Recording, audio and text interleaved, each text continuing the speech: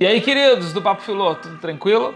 Olha só, dados de 2016, 4,2% da população branca brasileira é de analfabetos. De negros, 9,9%. O rendimento médio do brasileiro entre os brancos é R$ 2.814. Entre os negros, R$ 1.570. Em 2016, aproximadamente 1.835 crianças de 5 a 7 anos trabalhavam. Destas crianças, 35,8% eram brancas. 63,8% eram negras ou pardas. Na taxa de desocupação do Brasil desse mesmo ano, 9,5% da desocupação era de brancos. 13,6% eram de negros, 14,5% de pardos.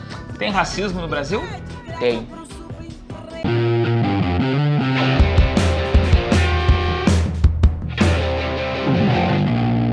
Pois é, André, a gente vive no Brasil, a gente vive num país que tem uma herança escravocrata, o último dos grandes países do mundo a abolir a escravidão.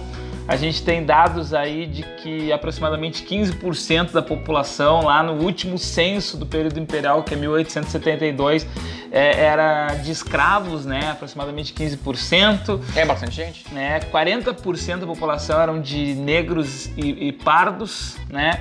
Então a gente tem um Brasil com um passado escravista, com um passado de exclusão dos negros, e o que a gente está conversando hoje aqui a gente está conseguindo resolver isso aí, André? A gente viu esses dados aí no início, né? Pois é, como é que se explica esse negócio aí de brasileiro ser preconceituoso, ser discriminatório? É bom lembrar que preconceito e discriminação são diferentes, né? Por exemplo, eu posso não discriminar alguém que está concorrendo a uma vaga de emprego, mas eu posso ser preconceituoso depois que essa pessoa adentra a vaga de emprego. Então é bom diferenciar isso aí, né? Ou eu posso ser racista direto, né, André? E dizer, o cara é negro, o negro é mais bravo, o negro é mais agressivo, que já foi falado no passado. Sim. Ou omisso, né? Pode ser omisso, aquele dizer que não existe raça, não existe raça. Existe uma raça só, que é a raça humana. Eu já vi gente falando, todos somos homo sapiens sapiens. Em termos biológicos, sim, né? Mas a gente faz diferenciações no cotidiano. Entre dar emprego para uma pessoa branca e uma pessoa negra no Brasil, você prefere dar emprego para quem? Pergunta uma pesquisa que foi feita em 2007. E aí as pessoas no Brasil disseram o seguinte, preferem dar emprego para branco do que para negro. Então isso já é uma discriminação, né? Sim. E outra questão, né, que envolve o racismo, lá no século XIX, dentro das ideias do darwinismo social, de ideias que se pretendiam científicas, né? Os cientistas naquele momento classificaram que existiam raças diferentes, inclusive colocaram características para essas raças. Sim, né? A raça etíope, a raça mongólica, a raça caucasiana, né? Ou então a gente pode dizer que, né, os asiáticos, né, de uma maneira geral, os brancos, os negros e amarelos, exato, né? Como os caras dizem simplificadamente. Isso, exato. E aí, por esse motivo, né, Lucinda? E aí se classificou por raça. Inclusive, gente, olha só, alguns médicos, cientistas, etc., lá do século XIX e até início do século XX, eles defendiam que a separação das raças é que melhoraria essas raças, né, dentro das teorias eugenistas. Inclusive um médico brasileiro na época,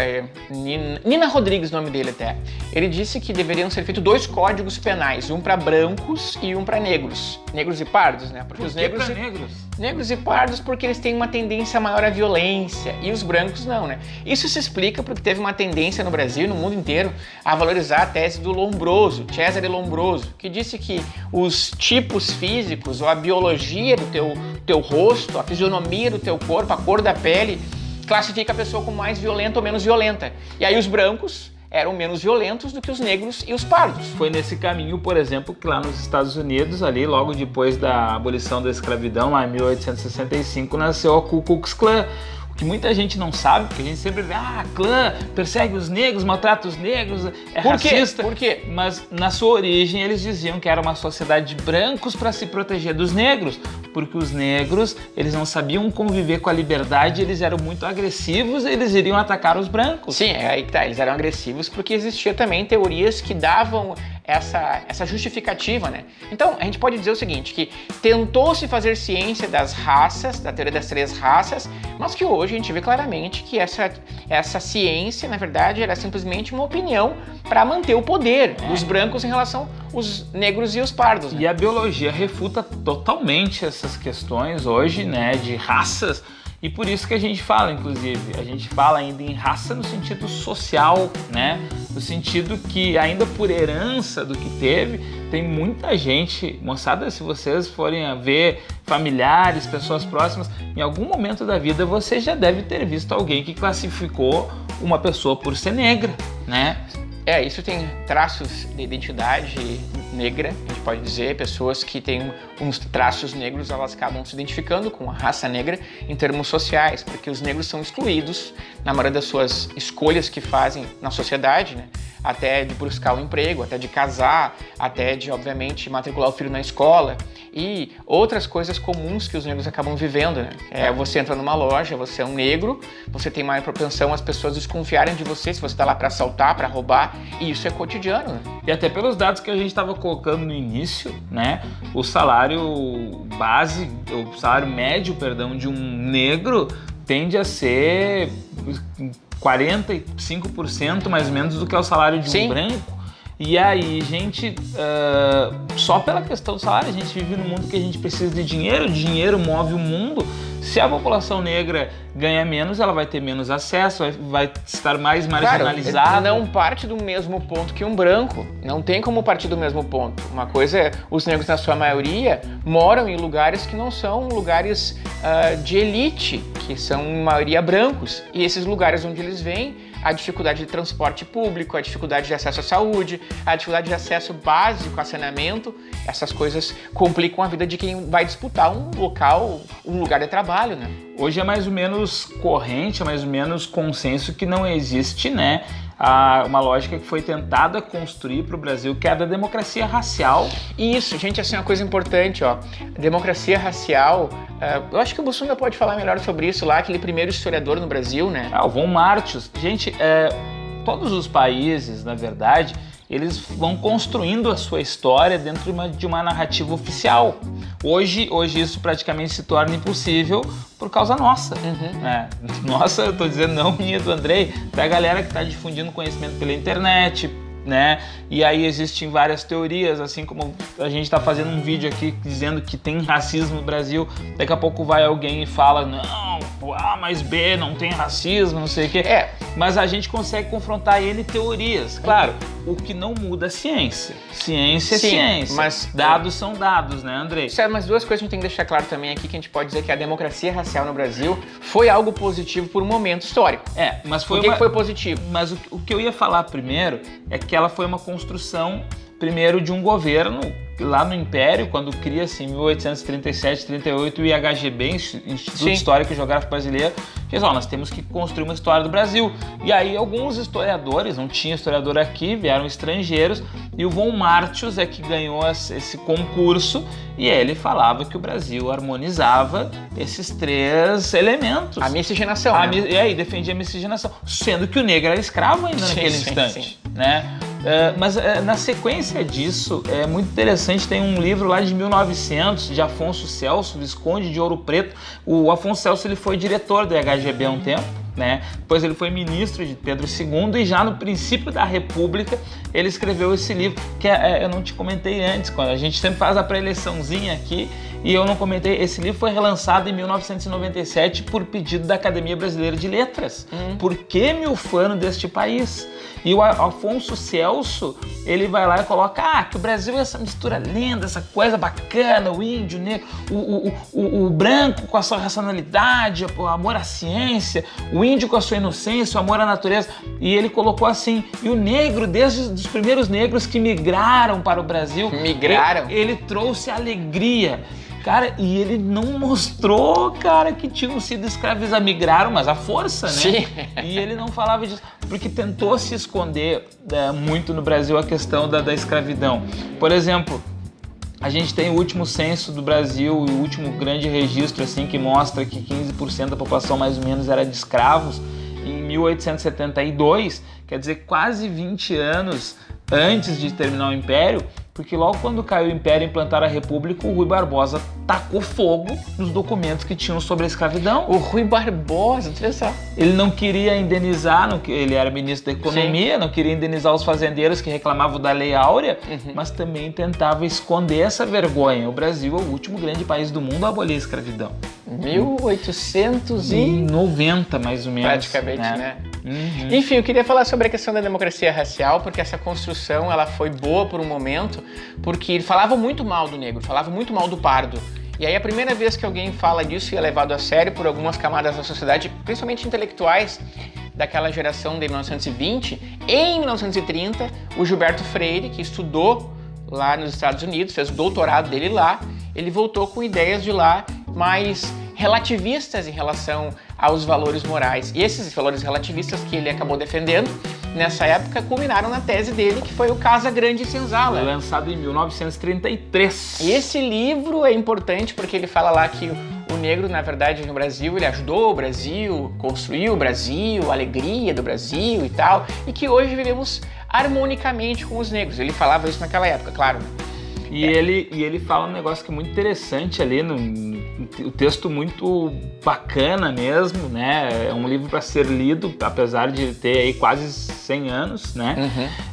Mas ele é um livro onde, por exemplo, até a época do Gilberto Freire, escrever Casa Grande e Senzala, se dizia que a negra introduziu a promiscuidade no Brasil, e daí, inclusive, gente, que vem essas coisinhas racistas que a gente fala às vezes sem perceber. Eu não sou tuas negras, né? É uma expressão extremamente racista. Ó, gente, às vezes a gente faz racismo sem perceber.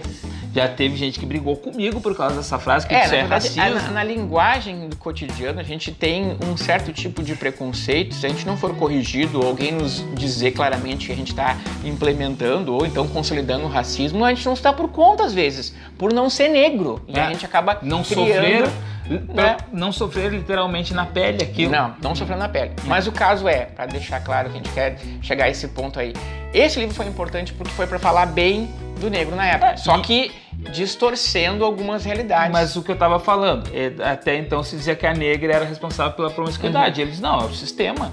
Não importa se ela fosse negra, se ela fosse japonesa, se ela fosse alienígena. Sim. Né? Um senhor, dono de escravo, se sente dono daquela propriedade e vai transar com ela. Sim, na verdade a escrava é a posse dele. Então não é uma questão dela, não é uma questão... Uma relação de poder. É um atributo dele, é uma propriedade dele. Ele faz o que ele quiser com ela, né? Então ele começa a elucidar, mas ele também é um dos caras aí, depois com outros nomes, que acredita na possibilidade de existir essa democracia racial brasileira. Democracia racial, um bom convívio entre negros, pardos e brancos. E vocês, é isso que é a tese dele. Percebam isso, moçada, principalmente vocês que fazem provas de vestibulares, Enem. Os caras podem dizer, o Brasil tem democracia racial. E tem gente que confunde isso, sabe com o que, André? Com a questão jurídica. Porque perante a lei, essa nossa última Constituição, nós somos todos iguais perante ela. Isso. O racismo foi transformado em um crime inafiançável, etc.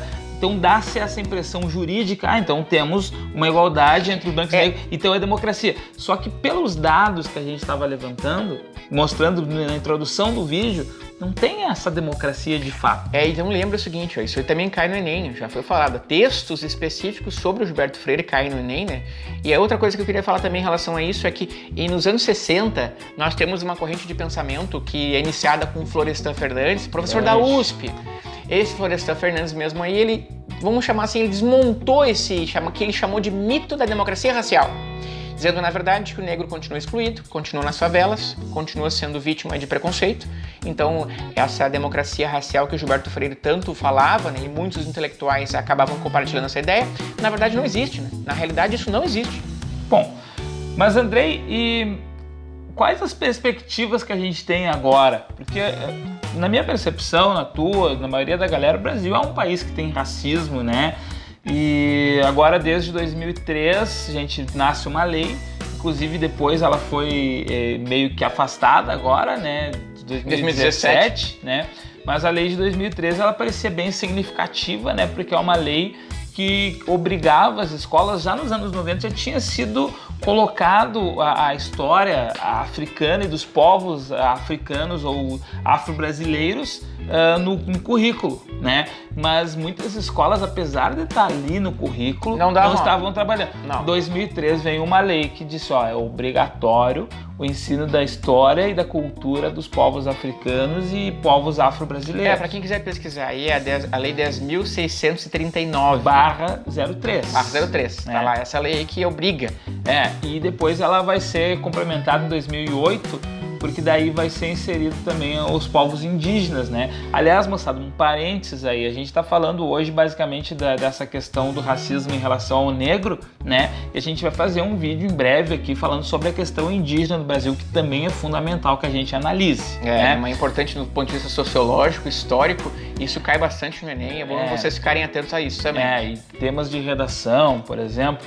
Mas, moçada, essa lei, Andrei, ela será que favoreceu, que a gente pode ter entendido ela como algo positivo? Olha, a gente tem uma pesquisa feita pelo Instituto Datafolha, e outra depois pelo IBGE. Pelo Datafolha mostra que os autodeclarados negros de 95 para cá aumentaram bastante em proporção, e os autodeclarados brancos diminuíram. Então a gente pode dizer que os que se sentiam brancos, os que se achavam brancos em 95, diminuíram a porcentagem, e os que se achavam negros aumentaram a porcentagem. Por que aconteceu isso? A gente acha que, isso é uma opinião nossa em conjunto e também com dados estatísticos em relação a isso, é que as pessoas passaram a ver que existem agora certas identidades negras que são mostradas em novelas, que aparecem nas mídias, que são como protagonistas. E também tem as políticas públicas, ou políticas sociais, políticas afirmativas, as cotas especificamente também foram um bom motivo para isso, que as pessoas passaram a se identificar, a valorizar a sua própria identidade negra. Então, antes algo era um pouco vergonhoso, porque até tem gente que chega e diz assim, até negro, ele é preconceituoso com ele mesmo. Ele não teve a formação necessária para criticar o que ele mesmo é e não se conseguir se identificar por isso, porque as referências dele não eram referências negras. E ele reproduz o sistema tentando ser aceito pelo sistema, né? Sim, porque, exato. Afinal de contas, talvez aí esteja o grande detalhe.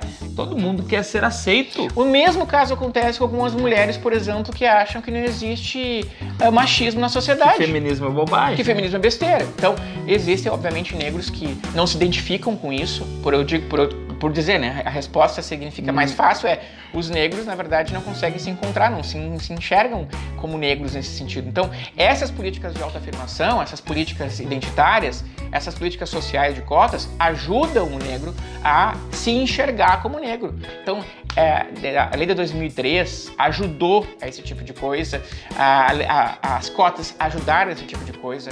Até as mídias estão fazendo propaganda agora, colocando o negro como um protagonista. E, enfim, a gente pode dizer que isso é resultado de políticas sociais importantes, né? E medidas, por exemplo, como recentemente aconteceu aquela, abre aspas, censura de uma propaganda do Banco do Brasil que tinha majoritariamente jovens negros, são medidas que só prejudicam isso, né, Andrei? Da ideia de aceitação, porque a gente está assistindo cada vez mais em propagandas. O Brasil é um país que tem um grande percentual de população negra e parda. Então, não adianta querer colocar, que nem às vezes a gente vê em uma propaganda tradicional, mas que isso está mudando, que é o que o Andrei está falando. A família brasileira é representada como caucasianos, né? A família brasileira não é isso. A família margarina brasileira, né? A família lá que tá lá, o branco, filhos brancos, a esposa branca. De olhos aquela azuis. Cor não é a cor da família brasileira. A família brasileira é parda, é negra, mistura com branco, é misturado de certa forma, mas a família que mora nas favelas, ela é negra. E os presos que estão nas cadeias são negros. E as pessoas que mais morrem assassinadas são negras. Então a gente tem que tomar cuidado com isso. Outra coisa que é importante lembrar, né? Esses dados em relação aos negros no Brasil, né? Preconceito e discriminação, são dados que a gente pode procurar na internet. Tem vastos dados sobre isso. Dá para falar um monte sobre isso. A gente quer só focalizar e mostrar para vocês que isso é importante ser dito, né? E que a gente está longe da ideia de democracia racial. Muito longe. Que a ideia de democracia racial justamente passaria por isso, por toda uma representatividade dos negros e você ter seu chefe negro, você vê na TV sempre uma família negra retratada, você vê propaganda, você vê naquela propaganda da revista ali, caras que você está folhando, tem uma família de negros. Os filmes a gente pode ver também, né? A gente pode ver filmes que colocaram o negro como personagem principal, né? Nós temos aqui um personagem principal negro, né? Não o Bussunda, claro. O Pantera Negra. Pantera Negra, né? Como que, protagonista, né? Vamos lá, por acaso eu coloquei hoje a camiseta do Pantera Negra. Não, foi por acaso mesmo. Eu tava em casa, tomei banho e era a única que tava limpa ali, não tava com azão. E aí, olha só, é um filme que, por exemplo, é muito interessante agora, já que, né, um reino negro de Wakanda, que é o reino mais tecnológico do mundo. O Pantera Negra, ele é massa pra caramba, um herói daqueles poderosos e tal, de uma grande liderança. Então isso ajuda a pessoa que, por exemplo, é negra, a dizer, cara, que massa, os negros também podem, porque cara, até aquela questão assim de antigamente, muitos de vocês não sabem, no cinema os caras não contratavam atores negros, contratavam ator branco que se vestia e fazia o blackface, né? Exato, isso aconteceu na década de 30, né? Os brancos ficavam blackface. Outra coisa que é engraçado lembrar é do Tarzan, né? Como é que pode o Tarzan, né? Tarzan devia ser negro, Tarzan, né? Não um branco inglês que vai pra lá e aprende a conversar com os gorilas, com os animais, e os negros que vivem lá há milênios não conseguiram conversar. E o Tarzan... Tu quer ser o Tarzan, né? Não quer ser uma pessoa comum lá, né? O Tarzan é o grande símbolo dessa bobageira toda que o imperialismo, que o darwinismo social, as coisas criaram. Os negros não conseguem resolver seus problemas, tem que ir um branco europeu lá para resolver os problemas. É o cara que vai saber. Exato. Bom, tem exemplos para dar aqui, Bussunda. Né, gente? Contribuam aqui com exemplos, critiquem ou contribuam ou corroborem com as nossas ideias aqui.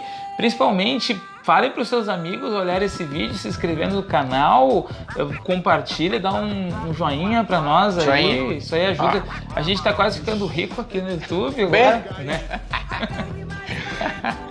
Gente, valeu, obrigado pela participação e por ter assistido a gente mais uma vez. Um abraço para vocês. Um abraço. Tchau.